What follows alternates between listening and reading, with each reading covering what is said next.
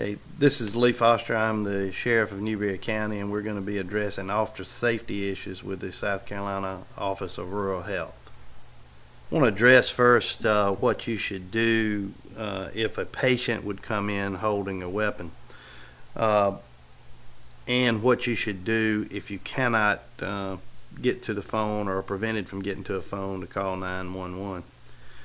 First thing is to do the best you can to remain calm. If somebody comes in with a weapon, the things that really attract a shooter is somebody being very emotional, and the other would be extreme movement. The movement is seen as a threat. If you go back and look at things like the Virginia Tech shootings and Columbine shootings, most of the people were being shot were those that were trying to move. So the best thing to do is just try to remain calm and engage in a conversation with the person, and then have somebody, if at all possible, get to the phone and call 911 in order to get law enforcement coming.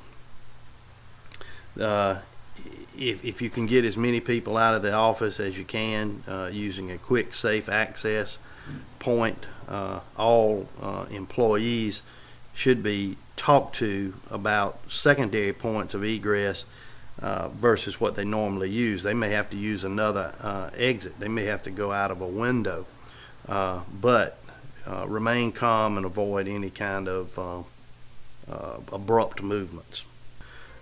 Keep in mind that there's a lot of people now that have concealed weapons permits. Now, we may address this a little bit more later, but not everybody realizes that a medical office is a place that you shouldn't carry a concealed weapon if you have a concealed weapons permit. So the person may actually think they're okay in carrying a gun when it may not be a true legal way of doing it, and then another person may be carrying a gun in a hostile manner. So you kind of got to bear in mind that there's those possibilities. But either way, it needs to be checked out, and you would call 911. There is although medical offices are exempt, it would be preferable to have a sign that's clearly displayed on the front door as somebody came in that no weapons are allowed. That adds an extra layer of protection for somebody, and be able to discern whether somebody is legally carrying a gun or whether somebody is actually carrying a gun to do someone some harm. The signs are generally about an 8-inch by 12-inch sign that has a firearm in a circle with a line drawn through it. It's the international symbol for not doing something, such as not doing a turn. Although there's nothing specifically in the law that says a medical office has to do that, I would suggest having that. Okay, now we want to look at just general safety protocols on a regular basis. Your offices are generally in rural areas, may not be in well-lit areas. You may, in the way we do things with time in this country, you could come to work in the daylight and leave at dark, or you could come to work in dark and leave in daylight. So you have to plan for all types of environmental conditions. A well-lighted parking lot is very preferable to have, because most people that are going to commit a crime do not want to be seen, whether it's seen from inside the building or whether it's seen from the parking lot. They do not want to have any kind of visual effect that will allow them to be readily noticed if they're committing a crime. So having your parking lot well lighted not only is a safety measure as your employees coming in and out of work, possibly in the dark, but it also helps you at nighttime when most medical practices, specifically in a rural area, are not occupied. You'd also want to make sure you'd have proper locks on the doors. By proper locking, we recommend that you use deadbolt locks and spring-loaded safety locks that are used like on fire doors. that prohibits somebody from coming from the outside in, but allows people from the inside going out with relative ease.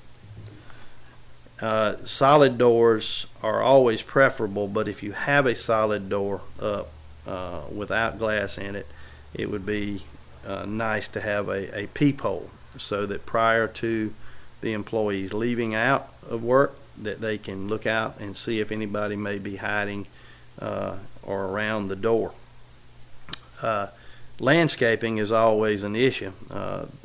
Many cities and areas, rural counties, even require certain types of landscaping, but you got to make sure that the landscaping does not block someone from seeing the sight lines, and you also need to make sure that the landscaping does not allow somebody to hide.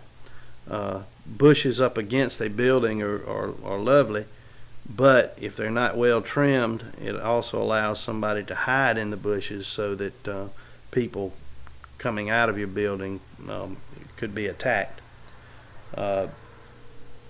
I think the expense of having an alarm system is well worth it.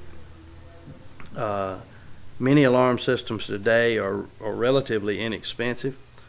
You can get alarm systems today that are installed for free. You have to pay a monthly monitoring fee, and with those alarm systems you can get a panic button to come with it, and that would be a great asset to have as we go back to what you would do if somebody came into an office armed, or if somebody came into an office unruly. You may not be able to pick up the phone to call 911 because you wouldn't want to alert an intruder or alert somebody intent on doing harm that you were going to call the police. But if you had a panic button that you could hit, the person may not know it, and that usually comes with the alarm system. And in many cases, if you notify your insurance company, alarm systems can get you a reduction in your insurance rate. Along with alarm systems, it's becoming more and more popular in the United States and really in rural areas, is to having a camera system. Camera systems are relatively inexpensive now.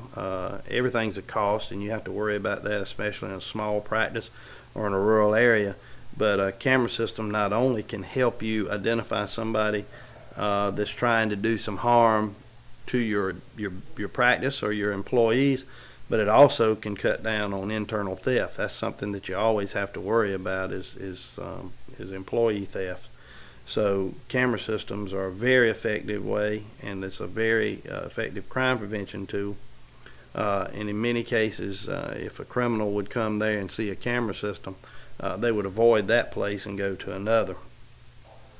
We live in a time right now where a lot of business is done with plastic credit cards, but there's always a need to keep petty cash.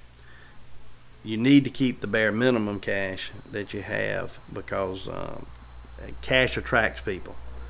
If you see large amounts of cash, it's not too difficult for somebody to grab that and conceal it. But minimum amount of cash, if you take in cash in your business or your practice during the business hours, you need to have a method of depositing large sums and not leaving it in the business overnight. If you have to leave your money in the office, then it would be best to have a safe. And I'm not talking about a safe deposit box that sits on the floor that could easily be removed, but a safe that is either attached to the floor or a safe that is built into a wall. Because if you buy these safes like you can get at Walmart, they're fireproof, and they may have the ability to thwart some break-in, but if they can pick it up and carry it like a football, you haven't done yourself much good. I always keep the amount of petty cash constant so that it would prohibit accounting thefts, and then you have the same amount there all the time rather than having various amounts. Doctor's offices are, of course, a unique place that where samples of drugs are kept and prescriptions are written. And with somebody that's seeking drugs, that would be a place to come to. We're seeing more and more people avoiding using the street drugs and turning to the more legal drugs. And the legal drugs can be obtained through a doctor's office. There are a number of people that are drug seekers that'll seek out a doctor's office and come in and offer symptoms to try to get drugs. But there's a significant number of people that are doing that now, and if you suspect that, that person does need to be reported.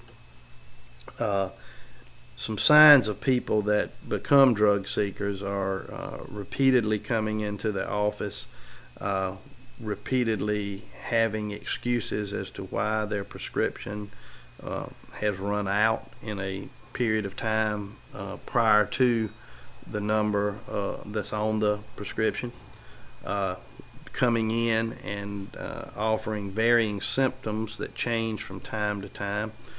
And one of the other keys is if they come in and ask for a specific type of drug. If you offer them one type of drug and they say, no, that doesn't work for me, I would rather have that, that may be an indicating sign of somebody that is a drug seeker. In many times, if they are addicted to a certain type of drug, you should be very cautious of some people because they can get desperate. If they've grown an addiction to it, they will do anything to try to get that drug. So you should be very cautious of that. And if a person seems like they're extremely emotional, or if a person seems like they are doing anything to get the drug, then you would certainly want to notify your local law enforcement officer. Otherwise, if you have some suspicions, it would be best to notify DHEC or the Drug Enforcement Administration.